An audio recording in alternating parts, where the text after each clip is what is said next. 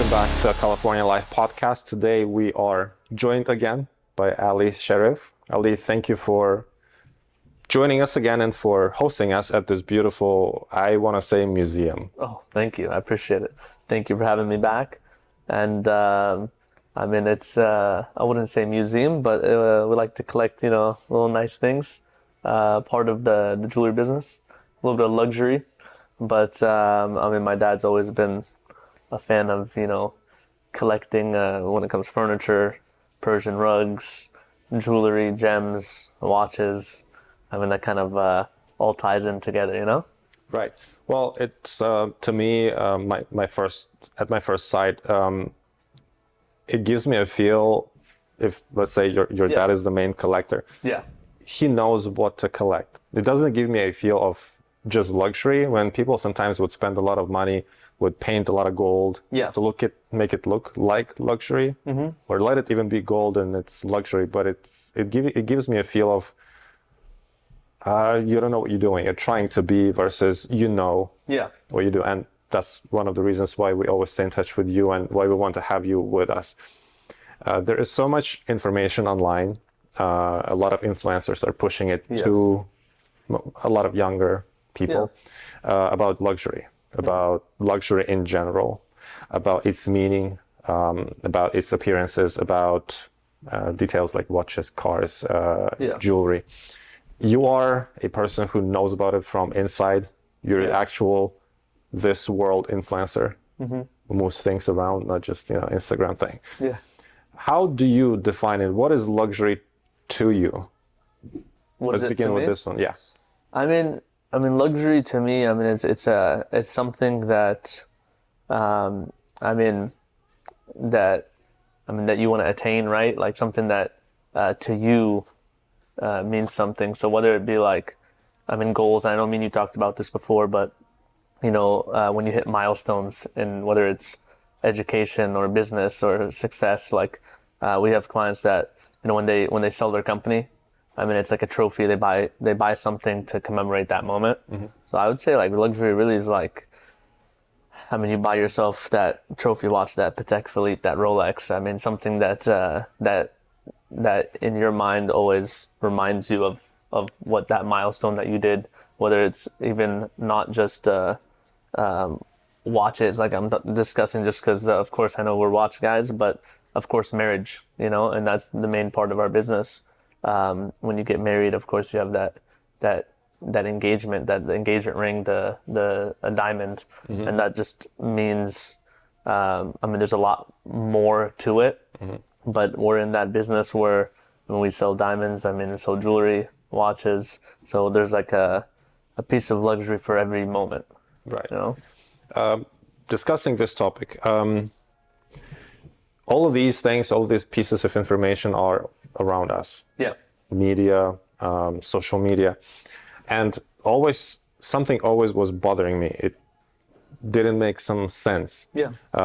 For example, you mentioned Rolex. Yeah. Or last time we spoke about cars, luxury vehicles, whether it's a G-Wagon or a Lamborghini. What messes up my perception a little bit is anyone with a credit card could go get it. Yeah. It doesn't have the meaning. It's kind of devaluated to me. When you're getting, like, for example, this couch, it's one of a kind. It's made by a very well-known master in the past. Yeah. It's luxury, it's value. When we have a lot of, for example, rich kids from China coming and using money made by their parents. Yeah. And they're buying all of these luxury vehicles. Yeah. Irvine is full of Lamborghinis, Ferraris. I see that. I don't really want it. Yeah. Rolex is the same thing. They just go get it, they're not working for it. Yeah. So to me, a lot of these things which are called luxury, it feels like they are devalued. What would you say about this? I don't know. It's not a unique observation, but what would be your comment on this? I would really, in my eyes, I understand, that perspective of it, just because they're able to come in and, buy you know, whatever is something that the normal person is not attainable. They're buying, you know, the crazy Richard Milles. They're buying stuff that's like $300,000-$400,000 watches, and makes it, make it look easy. Yeah. But it really comes down to like scarcity of things, right? And that's what holds the value. Yeah. So there is a lot of hype, and like you mentioned, social media influences a lot of things. So there is brands, and I mean, I don't want to like target certain brands just to, like, because it's my opinion, of course, right? But like I mentioned RM, right? Or Richard Mille. I mean, that is a brand that is completely like hype driven, and when you're spending a couple $100,000 on a watch, I mean, what is it truly worth, right? Right now, because it's the hype, and yes, they're, you know, a few $100,000, but the second it comes out of trend, I mean, that watch, I mean, it's not gold, it's not precious metal. Most of them are made out of rubber and titanium. I mean, they have some precious metal ones, but I mean, most of it is lightweight material. So I mean, that's stuff that's you're paying the hype. There's other brands that are out there that's been out for longer, that have more history to it, that are gonna withstand the time and hold their value. Of course, I mean, when you have wealth, you can put your money and diversify in different areas. I mean, you could put it into like investments or like hard assets like gold, right? But no one can wear, you know, bricks of gold. They want to wear a nice watch, a big diamond. They want to show their wealth. So, I mean, luxury at that point is something that can also tell a little bit about yourself, you know? Right. You know? Another perspective which I've been researching, and this description, which I'm going to share with you and ask your opinion, was more related to watches. Yeah. I'm not that, you know, well educated in jewelry. Yeah. But for example, experts online, again, they divide certain brands into, for example, entry luxury, then everyday luxury like Rolex, or high-end like AP or Patek. Correct. Yeah. What is your perspective on this, and what's your perspective, and how do you define this diversification of luxury? Yeah. So, I mean, of course, there's different levels to it. I mean, there's so many watch brands, but the mainstream ones that everyone knows, I mean, I would say top three is like Rolex, Cartier, and Omega, right? Those are kind of that mainstream that everyone knows. But I would say there is entry level watches. I mean, there's a lot of micro brands that people don't hear about that are really great brands. But there's price points. So like even in our store, we have retail stores that we sell to the public. So we carry certain brands where they're like entry level watches, whether it be like a Tissot, which is like a $400 to $2,000 watch. We carry Oris watches, which is about the same, like $2,000 to $4,000 watch. And then we carry other brands like Omega, Tag Heuer, Franck Muller, that are going to be a little bit higher end. And of course, we do the pre-owned watches, so like Rolex, Patek, AP, and these are watches that are going to be like luxury, that are going to be in the high end of things. But they all have certain segments where they fit into. So most of these watch brands are going to fall into that, like Cartier, Rolex, and Omega. They're in that luxury watch brand that are anywhere from like that 10,000 price point, you know? You have other brands like Breitling, which is gonna be entry level, Tag Heuer. They're luxury watches that are for more everyday, right? You could spend like 2 to 10,000, right? When you're talking about Audemars Piguet, AP, or like Patek, I mean, these brands are, starting, like 40, 50,000 plus. So it's not the normal person, but at the same time, when Rolex manufactures millions of watches a year, I mean, these brands like AP or Patek are only manufacturing thousands of watches a year. So it's a lot more limited quantity, and that's what drives the prices up as well. Right. Again, back to the definition of luxury. Definition of them, yeah. And we're coming to this point of the mass production manufacturing. Yeah. How do you feel it connects? The amount of pieces that the company produces, whether it's a watch company or Even any cars. other, even cars. Yeah. How do you connect the luxury term for yourself with mass produced? Well, so that is one thing that definitely drives price. And I tell you, I mean, if I put an example of watches, right? For example, the most popular Rolex Daytona, right? And it's Panda dial, the white and black.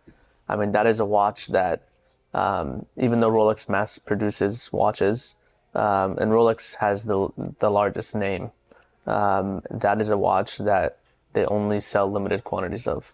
So even every dealer that will be selling Rolexes, they only get a couple allocations of that watch a year. And so that is something that you have to have an extremely good relationship with your dealer, and you have to spend hundreds of thousands with them just to be on that list to get that watch. And of course, in return, because it's such a limited production and it's such a hard watch to get, because of that, it becomes very sought after. The MSRP price is under 20,000. And they sell almost double retail, and that's kind of the supply demand in that luxury world, you know. Right. But that's what causes it. Now, we also discussed last time that having a watch of certain brand and also like a sub brand of a brand, right? It's also a conversation starter in a certain group of public, right? People who appreciate it. You just mentioned this